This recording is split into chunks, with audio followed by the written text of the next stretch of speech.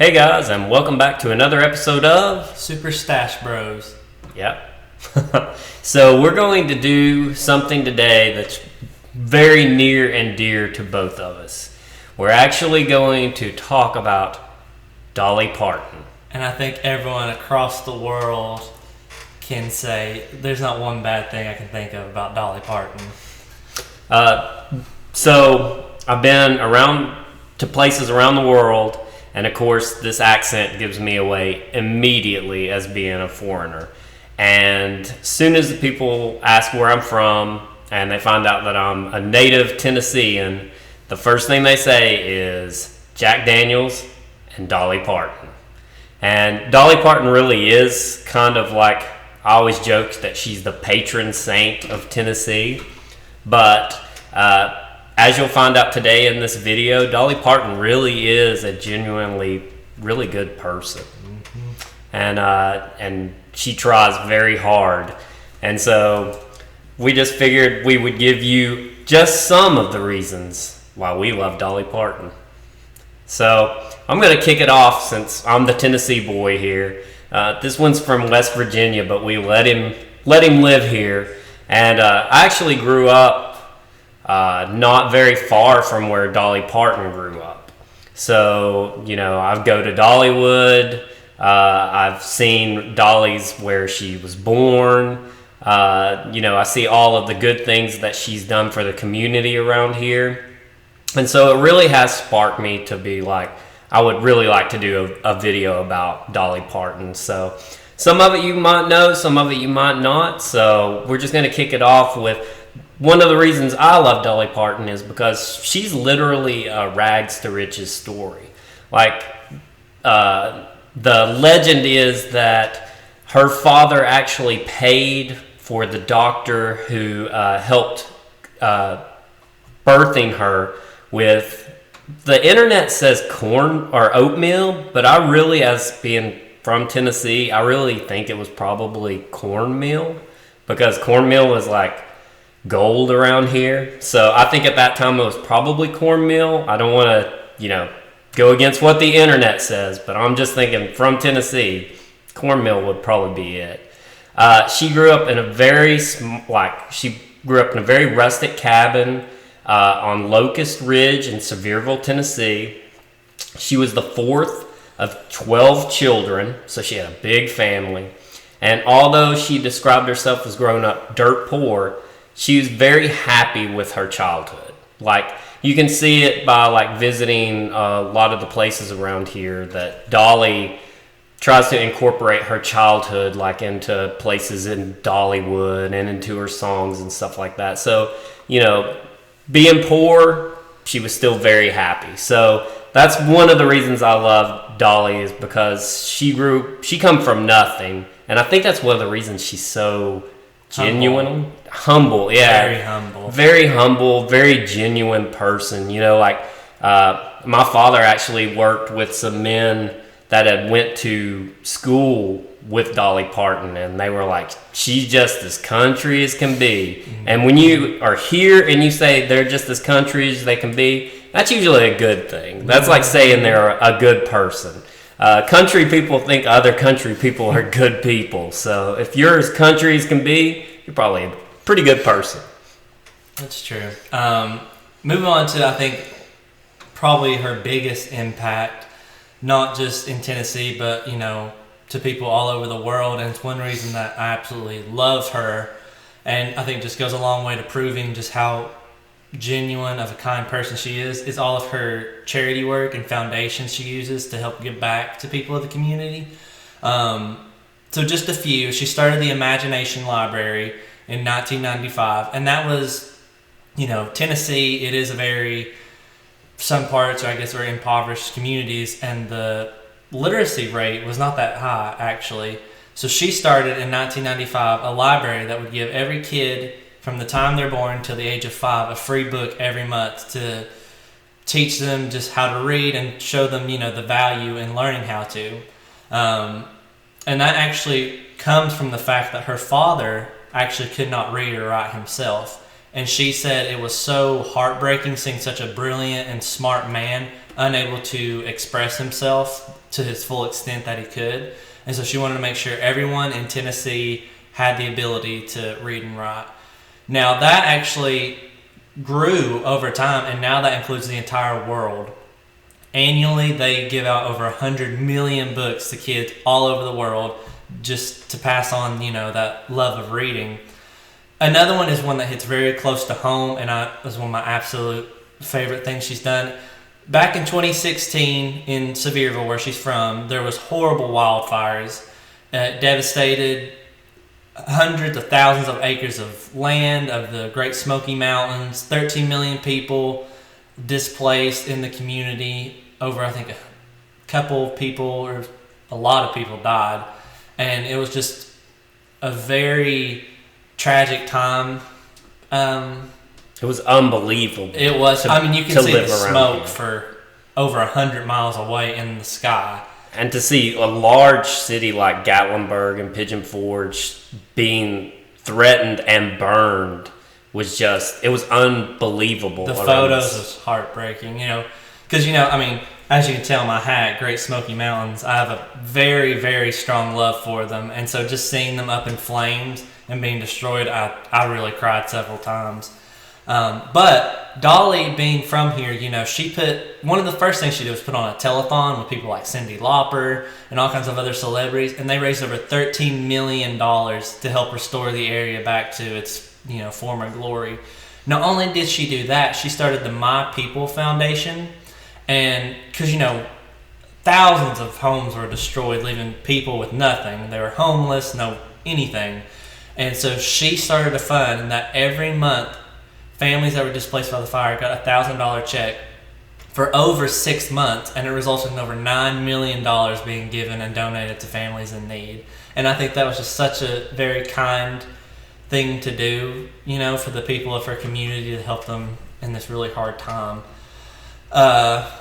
In 1988, so again, I mentioned, Tennessee, West Virginia, Kentucky, those smaller communities in those states do have a large dropout rate, because most of the time there's nothing here. So in 1988, Dolly looked to curb that and actually raise or lower the dropout rate. So she started a foundation where every 7th and 8th grader who would actually graduate high school would get $500 from her, and she actually dropped the high school dropout rate to just 6%, which was a huge thing, especially in like Tennessee and areas like that. It really lowered the dropout rate. It had a huge impact on it. So you can tell just with that, she actually really, really cares about the community where she's from. And one that hits more recently, after the coronavirus epidemic, which we're all still in, she's donated over $1 million to help fight it and find an antidote or a cure for it. And so she just loves to help. And I think that's just one of the most beautiful things about her, is she is not stingy with her money at all. And she will gladly give away millions if it means helping other people.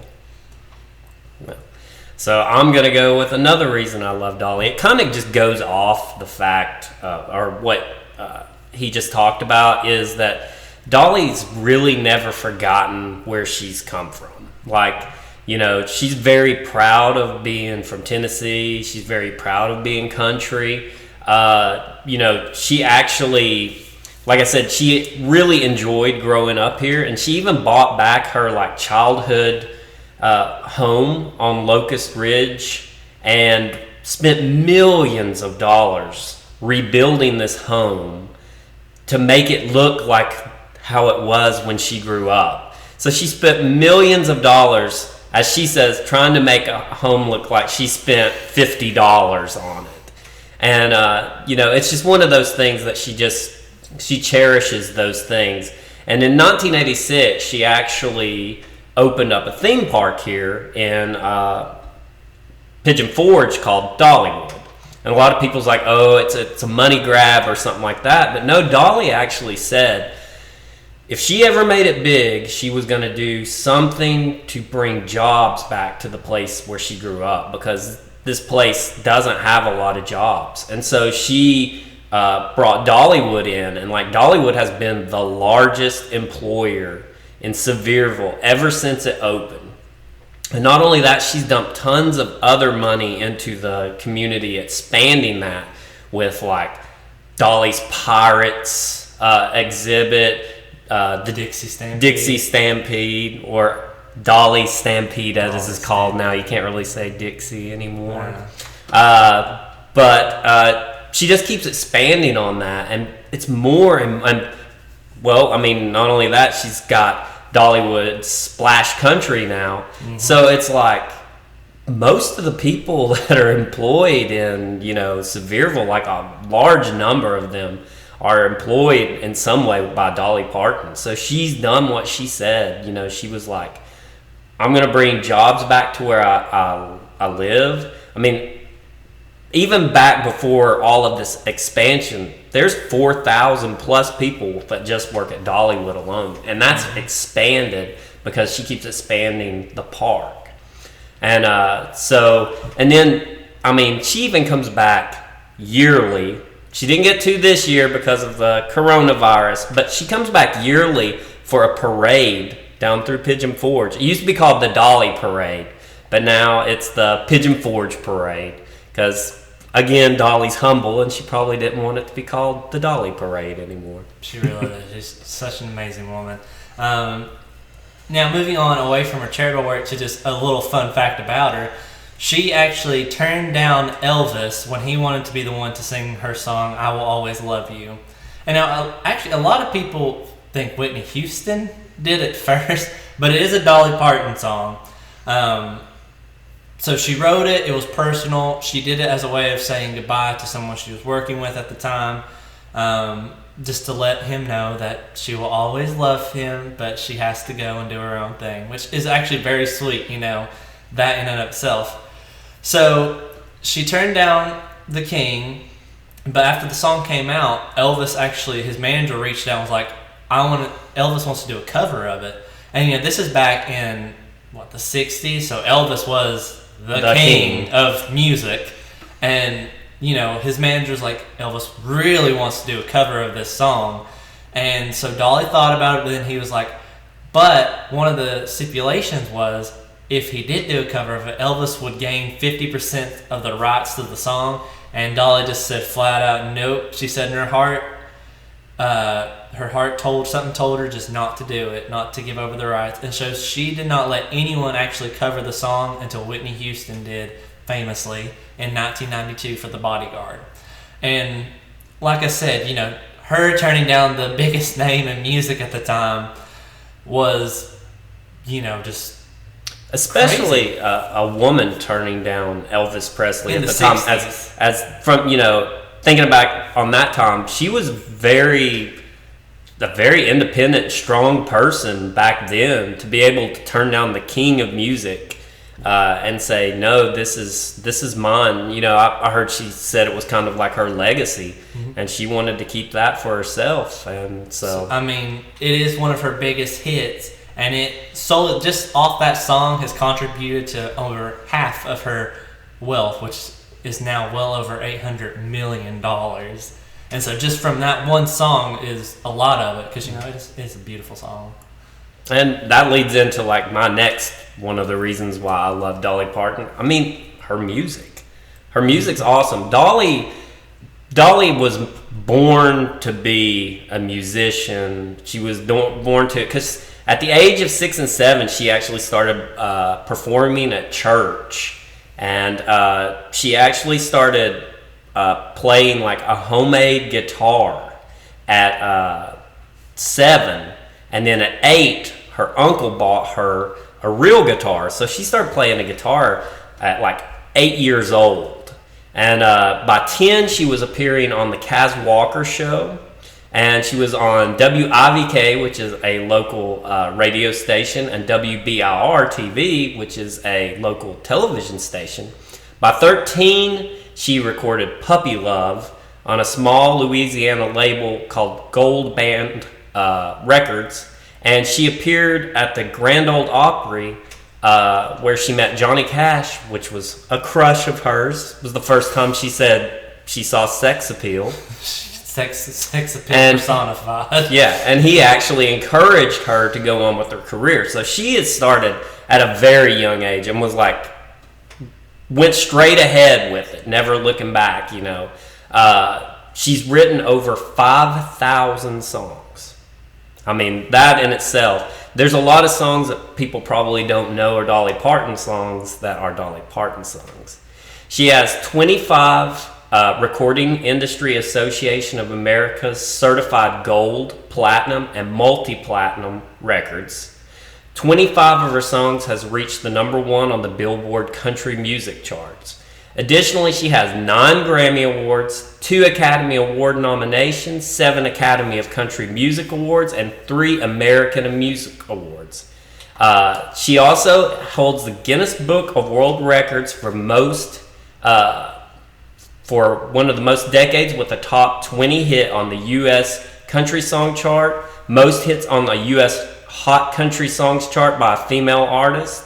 And when reps actually come to her from the Guinness Book, she just told them that she was very humbled and blessed. And then one of the things that actually hit me was a few years ago, my niece, she's 12 now, but this has been like a couple of years ago. I was like, who is like one of your favorite people to listen to from music and everything? And she said flat out, Dolly Parton. If I wanted to go to a concert, I'd love to go see Dolly Parton. And I was just like, wow. I mean, you know, it's not something that we had actually, you know, it's not like we play a lot of Dolly Parton around, but she had heard Dolly Parton songs and everything. So it's kind of like, to me, it kind of hit that like her music, it's really good music. I mean, it's beautiful music, and it's kind of cross-generational. You know, when like your 9-year-old niece is telling you that if she could go see anybody in the world, she would want to go see Dolly Parton. So, I mean, I have a big question for you since we're talking about Dolly Parton songs. What's your favorite Dolly Parton song? Oh, that one's hard. Probably either Coat of Many Colors, just because I like the story behind it. It's a very sweet story. Or, of course, one I think everyone knows is Jolene. I love Jolene. So, but what about you? My favorite would actually be Islands in the Stream with Kenny Rogers. Every time that comes on, I just have to go in and sing it along. But there's so many. I mean, you know, I Will Always Love You, of course, is like an amazing, absolutely amazing song. And, you know, as I was sitting here and doing kind of like some research for this video, I started listening to Dolly Parton music again, and I mean, I've got them all stuck in my head right now, so. But especially Islands in the Stream. I do like Islands in the Stream. That is a good one. So moving on to love for Dolly, she has been married to the same man for over 54 years, and she said it was love at first sight. So she met her husband, her future husband, Carl Dean, in 1966 at a laundromat. And he saw her and he was like, Lord, she's good looking. I'm going to marry that girl. And so Dolly was like 18 at this time. Yeah, Dolly was 18. So she's been married. That's the only person she's been with. She come to Nashville right out of high school to start her career. And so he said, and it's actually sweet, her husband said that was the day his life really began. And they renewed their vows in 2016. But it's a weird thing is because a lot of people don't know what Carl Dean looks like because he's, you know, kind of always, he's not in the forefront, you know, he's not in it for the money. He does love Dolly. And like Dolly said, in 54 years, she has never met another man as handsome as her husband. And I think that's just really sweet and shows you that true love does exist out there.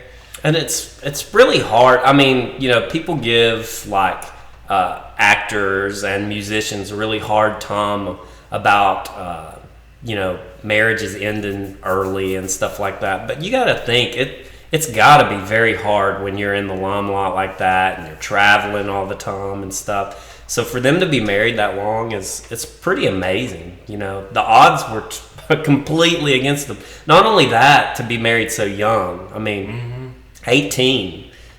So, and I think that's one of the things I love about Dolly's, because as an 18-year-old, she got big right after that. So I feel like a lot of times, when you're that young and you make it that big, you're gonna be like, I want to go out and just have fun, explore the world. I don't want anything to hold me back. But Dolly was like, I love this man, and I want to experience life with him. And so they just stuck together through all of it. And so that's a few of the reasons that we love Dolly Parton, that we're going to go in depth in. But there's a lot of cool little things about Dolly Parton. The more we read about Dolly and the more we looked up things. So we just want to kind of share some of the cool little things that we learned along the way. So in 1991, she opened Eagle Mountain at Dollywood and donated extensively to the American Eagle Foundation, which has resulted in over 25,000 birds being rehabilitated. I mean, that's an amazing thing. She almost right single-handedly brought the American bald eagle back from extinction. Yes, I mean, the bald eagle was close to extinction, and Dolly Parton has played a huge role in that. And that's just this little cool thing, Like I said, she's just anything she can do just to help preserve life. She'll do it, and she doesn't question it. She doesn't expect anything back from it. But moving on, and I think this is one of the reasons why she's so humble, and it's a little sad. So, like we said, growing up, she was very poor. She was the fourth of 12 children, and they didn't have a bed for every kid. So 3 or 4 kids would sleep in the bed. So a lot of the younger ones would sleep with her because she was one of the older ones. And every night, growing up, she would wake up and one of the little ones has wet the bed. And so she's drenched in pee. And, when she was talking about this, someone asked, so you had to get up and change the sheets every night? And Dolly responded with, no, she never changed the sheets, because sometimes in winter, that was the only warm thing that they knew. And that was one of the only things that actually kept them warm at night. And so I think that's a very soul-shattering, depressing thought. But that just goes to show you that's why Dolly is how she is today. She knows what it feels like to be, at the other end of the rope. Mm-hmm. And so she doesn't want other people in the community to feel like that. So she just tries to give back as much as she can. There's 2 things, like I said, there's Jack Daniels and there's Dolly Parton. But if you live in Tennessee, there's 2 things that you know. One is that the Vols are going to come back this year, and they're going to take it all the way. It's not going to happen. But you hear it every year. The other is that we all love Dolly Parton, and that's kind of true. In fact, there's a history course at the University of Tennessee named after Dolly Parton. That's how much we love her. She's a national treasure. Going back to one of my favorite songs, Jolene. So after she recorded Jolene, and this was a little bit funnier, Dolly actually came home to find a real-life baby on her doorstep with a note saying that the baby's name is Jolene, and they named it after Dolly's song, and they want Dolly to adopt it and take care of it. She didn't, of course. She gave it over to the authorities, and they found it a home, so it had a happy ending. But it's just, coming home and finding a baby on your doorstep. So moving on to another one, Dolly Parton is just always, when you see her, she's so full of life. She's such a calm person. She's very spiritual and everything like that. But it just goes to show that everyone can get depressed. Everyone can have a bad time in their life, because in the 80s, Dolly Parton, basically she was about to commit suicide. She had the gun and ready to kill herself, and her beloved dog Popeye come and jumped up in her lap at the last minute, and Dolly was like, she thought it was a spiritual message from God to keep on going, and so she didn't kill herself. But just, all of the good things that we're talking about right now, if she had killed herself... Well, that's what I was going to say. Just thinking about, in the 80s, everything she's done since then wouldn't be here, and, the world would be a really would be a different place. The eagles would probably be extinct. All kinds of stuff. I mean, all those people, all those children that like learned to read using her books, all the families that she's helped during the fires, and all of the little things that we don't even know about that she's done, because she is a very secretive, kind of humble person. Like, she doesn't want it for the fame. You know, a lot of people are like, oh, look how good I am for doing this. She will do it, and she doesn't expect any fame. She does it under the radar, and she's like, I just want to do it just to help. I mean, it just come out recently that she backed and was the producer for Buffy the Vampire Slayer, which you wouldn't really associate with Dolly Parton, but Buffy almost was getting canceled after one of its first seasons. She loved it so much, she didn't want it canceled. So she took the reins and kind of backed the show, and so again, under the radar. Under the radar. It just come out not long ago that she had a part in this and everything. So if you love Buffy the Vampire Slayer, you got Dolly to thank. And that's just another one of those weird things. She's like, and you know, Buffy ended like over 2004, so over 10 years ago, and just now she's just like, oh yeah, I used to love that show. I actually produced it, you know, under the low, of course, because I loved it so much I didn't want it to end.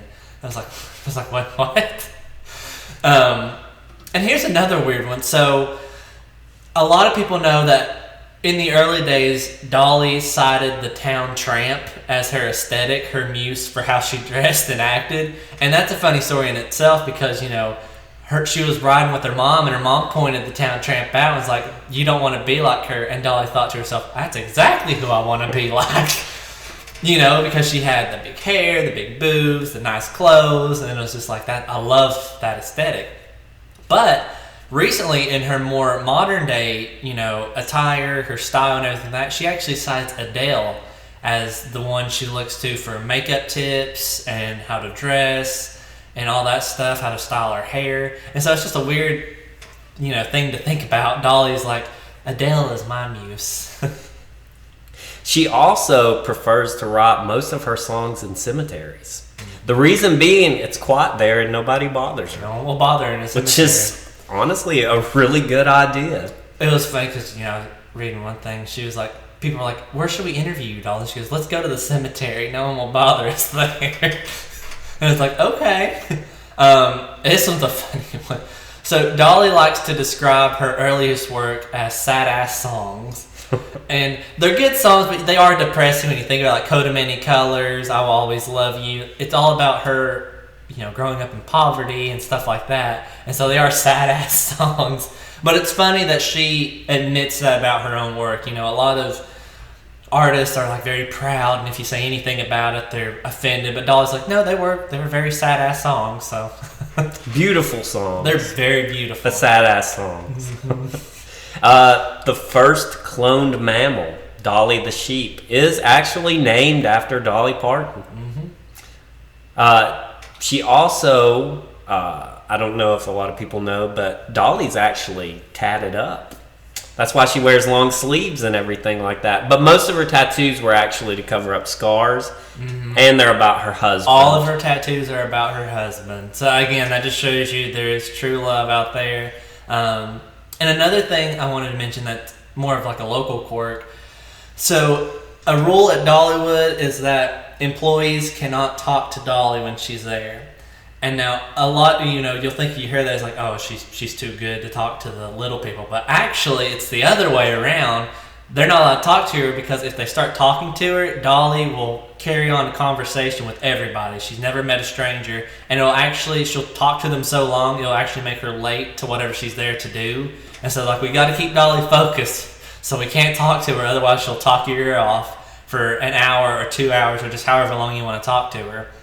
So she's very humble, and she's not above anybody. Like, if you just walk up to her in the street and start talking to her, she talk to you, you know, like an equal, like, you know, you've been friends for years. And so it's just one of the sweetest things about Dolly. I was lucky enough to be in the Dolly parade once, and Dolly come through on the parade route before it started and said hello and waved to every person in the parade. You know, it wasn't like she just showed up at the end and she was part of the parade and nobody actually got to see her that was in the parade. She actually come and thanked everybody that was in the parade. It's kind of one of those things. She is legitimately a humble and nice person. Extremely kind. Like, I think that's where, I mean, she's very genuine. And one of the things about her is, like, she, you know, when a lot of people, when they get, like, stardom and everything like that, they really kind of think their opinion means more. They get a big head, and they're kind of like, I mean, they put on a front, but a lot of times you can tell, like, you're literally just doing that for publicity control. But with Dolly, she really is just a very kind person. And that's another thing. She didn't do it for the fame and the fortune. She did it because she loves writing and putting out music for people to enjoy. You know, it was never about, like, I'm just going to be super wealthy and do all this. You know, that was the end goal. You know, her music's so loved that it does make her money and she can survive off income with that. But at the same time, she's never too big for this world. Mm-hmm. And the other thing is, a lot of people, I think, when they get that, you know, they get fame and everything like that, they kind of try to force their opinions onto you. And Dolly's kind of the complete opposite. She wants everybody to be who they are. Like, she supports LGBT people, like, very big. Like, you know, when they were like, they asked her about them getting married, she was like, well, sure, why wouldn't they get married? They need to suffer like the rest of us and everything. And she's been like that since, like, the 60s and the 70s, back when it was not very taboo. And she was like, I believe love is between anybody. And so, you know, it's like, and if you ask political things of her, she's like, I'm not stupid. I'm not talking about political stuff. Unlike a lot of celebrities, when they're like, this is my opinion on this and this. If you ask Dolly, because a lot of people will try to goad her to get that, and she's like, nope, I'm not talking about politics. She'll say, do you think I'm stupid? You know, I'm not, this is not me. You're not going to take something I say and twist it and run with it. She's like, I'm not gonna go there with you. And that's the other thing. Dolly Parton is a very smart individual. A businesswoman. She's a very strong businesswoman. She said she got her business sense from her father, which raised all those children when the odds were against him as well, you know. And I think one of the sweetest things is, you know, all that charity work and stuff like that. She said the money and nothing never mattered to her. The only thing that ever mattered to her was that she wanted to make her daddy proud. And they asked him, you know, like, she's all this millionaires and all this music and the theme parks. You know, what is your proudest achievement she's done? And her dad even said it's all the charitable work she's done for the community. And that will always be his proudest father moment for her. And so I think that's just a sweet thing, you know, the whole family's sweet as can be. It really is. There's some other things that we had, like little fun facts and everything like that, but I think that's a really good place to end this video, because that really does represent the number one reason why, not just from being from Tennessee. I'm very proud to be from Tennessee, and I'm very proud that Dolly Parton was from Tennessee. She really is an amazing person, and, you know, thank you for everything that you've done for this community and for all the people around. Thank you so much, Dolly. You are an absolute treasure to... Actually getting a little... I know. She's not just a treasure to Tennessee. She's a treasure to the world. You know, she's a light in the darkness, because no matter where you come from, what your beliefs are, Dolly's one of those few people that's kind of universal. You know, she isn't political or anything like that. She just wants everyone to love each other, enjoy life, and she tries to do all she can to make life better for people around the world and just make a difference in the world. And I think she's done a really good job at impacting not just like the music industry, but just, you know, with the reading, the books, the charities, the foundations, all that stuff. It's just she's an amazing person. She is an amazing woman. It's a good way to end it. Dolly Parton, you are an amazing person. And we love you. We love you. So thank you from Tennessee.